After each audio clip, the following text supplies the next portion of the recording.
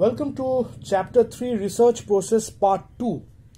In our previous video, we already have discussed about how we formulate the research problem and we develop the research design and we structure the research design. We also have discussed about how we collect data, the methods and the questionnaire form. We also started a discussion with respect to how we collect sample and how we collect the data. So we will move on from this particular area. So, if you remember in the last class, we discussed about population and sample, and we said that it was difficult for a researcher to study the population because it requires time, cost, money involved. That means it becomes a problem for a researcher to study the entire population since the researcher has limited amount of time to furnish a report. So, under such circumstances, the researcher takes certain number of respondents from the population which he or the researcher termed it as a sample. Now this sampling method can be either probabilistic sampling or a non-probabilistic sampling, and we discussed that what a probabilistic sampling is via simple random sample, systematic sampling, stratified sampling as well as cluster sampling. We'll move on with the next part of today's discussion, which will be analyzing and interpreting the data. So the problem is already identified. We have created, and there's a structure of research design. We have collected data. We defined our sample, how we are going to collect this particular sample.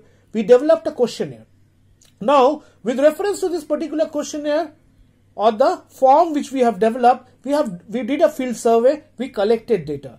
Now, once you collect this particular data, the next most important thing comes is data entry, data editing and data coding. Now one has to understand the raw data which you have collected, which is mentioned in the questionnaire, required to be entered in a format, say for example in Excel. So in Excel, we have taken all the parameters into consideration which are mentioned in the questionnaire. Like for example, we have given a serial number, gender, age, and if you check T1, T2, T3, T4, T5 till T17 are the various questions which has been asked, and the respondent has given their feedback. Now this is what we say as a data entry. So as a researcher, you require to enter this particular information in an Excel sheet, which becomes easier for us to edit and code thereafter. Now one required to understand what we mean by the term editing and coding. Now, after the data has been collected, the researcher turns to the task of analyzing them. Now, the analysis of this data requires a number of closely related operations, such as establishment of categories, the application of these categories to raw data through coding. I'll come down to tabulation and then drawing certain statistical inferences. Now, let me talk about what is editing and coding. So if you check this particular questionnaire, I will rather say coding comes first, or rather editing comes first, and thereafter we require to code. Now what we require to edit? We occasionally require to edit if there are certain missing numbers or missing information in the questionnaire. Then what we require to edit? Either you remove what you require to remove that particular information from the data set. Like for example, if you check here, the first column is serial number and we have named it as P001, P002. So these are the first respondent, the second respondent, the third respondent, and like this all 26 respondent has been taken. Thereafter we have said gender. Now gender, if you check, it's being mentioned like 2, 1, 2, like this it has been given. Or Z represent maybe something where the information is not being provided. Now what is this 1 and 2? 1 refers to maybe male, 2 refers to female. So we have coded this particular data. Similarly, if you take some educational qualification, column number 5, which is E column, column E, educational qualification, say for example, it has been marked as 4, 3, 2, 5, whatever. So 1 might be who has just passed class 12, secondary, 2 might be higher secondary, 3 might be graduate, 4 postgraduate, 5 professional. So we have coded it. So Editing is basically if you require to delete any item or any information of any respondent because that is the reason behind, because the data is incomplete. Then we edit it. Now what is coding? The coding operation is usually done at a stage through which the categories of the data are transformed into certain symbols, which is easy for us to understand. So similarly, we have coded gender. The age, we have taken the actual age. If we would have been taking a age range, 18 to 25, 26 to 45, 46 to 60, if we have taken it like that, then we would have coded it like 18 to 25 would be 1, 26 to 45 will be 2, similarly 3. So we require to code. So if we code, then it becomes easier for us to understand this particular data. So once you have collected the data via a questionnaire from the field survey, the first and the foremost thing is an entry of this data in an Excel sheet or else in a software platform. It's better to have it in an Excel sheet, and you can copy this particular Excel sheet to any of the softwares. The next comes is editing. We require to edit certain data, any missing data, or we require to remove those data. Occasionally we term this as data cleaning. Next comes is data coding. So the final data which I had, I require to code that particular data. So similarly, I have coded the questionnaires also. Question number 1 is T1, T2, T3. Respondent 1 is named as P001, P002. So if I might have missed out certain data in my Excel sheet, I can go back with respect to my code to the questionnaire.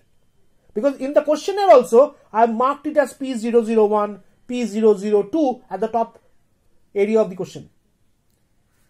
So once data has been entered in Excel, editing has been done, and coding done, then comes is the presentation of the data. Now data requires to be presented. Like what kind of presentation?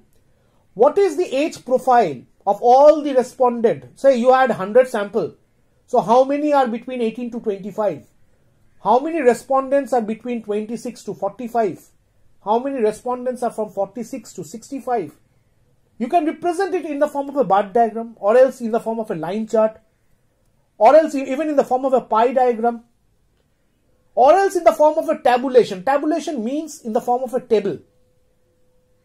So this information, the data which you have collected, the data required to be presented in the form of some pictorial representation, which we term it as data presentation. So you can use Excel, use MS Word for presenting the data.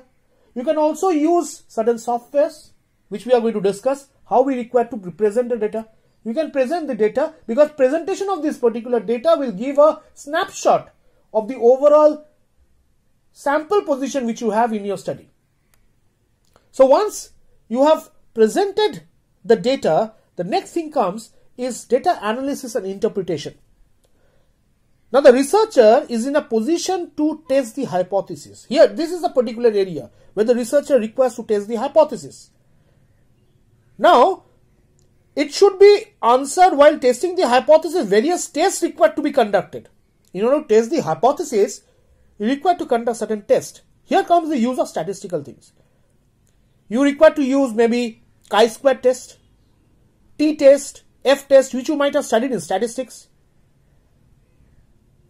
And you require to apply this in order to come down to certain interpretation. Now, hypothesis may be tested through the use of one or more of such tests, depending upon the nature and the object of research inquiry. The hypothesis test will result in either accepting the hypothesis or you can also reject the hypothesis. So, accepting or rejecting the hypothesis, your answer will depend upon the test which you are doing. So, once you have done the test, once you have checked the hypothesis, either it has been accepted or it has been rejected. The next thing comes is your research work also required to be interpreted. Now, what I mean by interpretation of the data, whatever research analysis you have done, that required to be interpreted in the form that whatever answers you have got, whether it has matched with the assumptions which we have discussed while we were discussing research problem. So the real value of a research lies in the ability to arrive at certain generalization. If the research has no hypothesis to start on with, the researcher might seek to explain his finding on the basis of some theory. So this is also known as interpretation. So either you do a numeric study using some statistical tool and you interpret it. And interpretation can also happen with respect to your finding and what theory is saying. The process of interpretation may quite often trigger off new questions which may lead to further research. So from here, other researcher or you yourself might go for further research on this particular area, because whatever finding you will have, it's a new insight to the study. The next thing comes, so once you have completed your interpretation, the next thing comes is preparing the research report. So finally the researcher has to prepare the report, and this report has to be presented. The writing of the report has to be done with great care, keeping in view certain points. So let me highlight about the points. So let's talk about the top sheet. So it will look something like this. You will have a name of the topic, submitted, the purpose for submission. It might be submitted for your end semester project, or else you are submitting this as a part of your research synopsis, plan of work, or something of a research work. Your name, if you are affiliated to any university or university registration number or roll number, the details of your college, if you have a college code, if you have a university code, university name, this all information should be at the top sheet. Once the top sheet is done, then comes the main body, the rest of the part which will be. So first part is your topic and the top sheet. Then comes the main page, the title of your research. Declaration with signature, your signature, your guide signature, and a declaration from your end that the work which you have done, you haven't plagiarized any of the part. Acknowledgement. Acknowledgement means to say you are grateful to certain people maybe who might have helped you in doing the research. Then the entire list of table and graph with page number. So the number of tables which you have in your entire research project, the list of the graphs which you have in your research project. So the list of graph, the list of table with their page number. You also required to give an abstract if required. It all depends on your guide. Speak to your guide with reference to whether you require to give an abstract. What is an abstract? It's a summary. Then comes the main, chapter 1. So here from comes the main chapter. Your chapter 1 is your introduction to the topic or the topic of your research. Chapter 2 is literature review. You already have done a literature review. Chapter 3 is research methodology, the research design part. Chapter 4, your data collection, presentation of your data. Chapter 5, the entire amount or the analysis which you have done in your research. Chapter 6 is data interpretation and explanation of the analysis. Chapter 7 comes its conclusion, and if it's a management related project, then it is preferred you have some managerial significance. Now what is managerial significance? Managerial significance means that whether this particular research project can be applied to industry or not, or either whether it will be of any help to the managers who are working in the industry if it is purely an academic project. Finally, you come with references. References will be all the citation of the literature which you have studied. Last point comes is list of previous publication related to the research. Now, if you are a research scholar and you are submitting your PhD report or thesis, then as per the university or UGC rules, we require to publish prior few research papers relating to the topic of your research. So if the rule says that you require to publish at least 2 research paper or journal in a peer-reviewed kind of thing, then you give the certificate or the details with respect to your publication. For a college-going student, UG or PG, you need not need to give maybe a list of previous publication. So finally, we summarize the entire process. So what we did, we started with a research problem identification, where we have taken help from certain experts, decision makers, I've gone for certain initial observation, and I formulated my problem definition because I identified a research gap. So once I identified a research gap or the research problem definition, then with respect to certain literature review, both conceptual and empirical, I developed variables. I created hypothesis, working hypothesis. If you remember, we discussed this point. So once this is done, I structured my research design. I decided on what kind of study I'm going to do, whether it will be a field research or a laboratory research, where from I'm going to collect the data, whether it will be a questionnaire form or not, what kind of sampling technique I'm going to apply, what will be my sample size. So these were part of my research design. Then what I did, then I submitted a research proposal, which was a synopsis, which was a plan of work. On the other side, I continue with my research. I conduct a research study. I collected data, maybe from a primary data collection. From a primary data collection, I presented the data and analyzed the data using certain statistical software.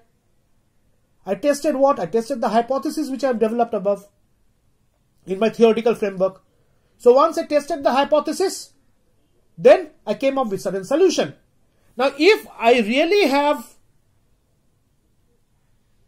found out some good solution as per my assumptions in my theoretical framework, I report that particular result in the form of a report and I present that particular report.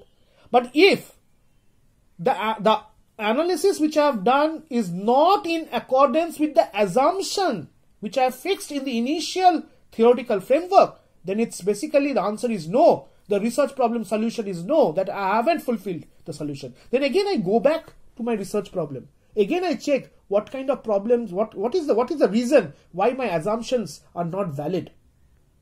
So I hope you have understood the typical research process which we have explained in two videos, video part 1 and part 2. Thank you. Have a nice day.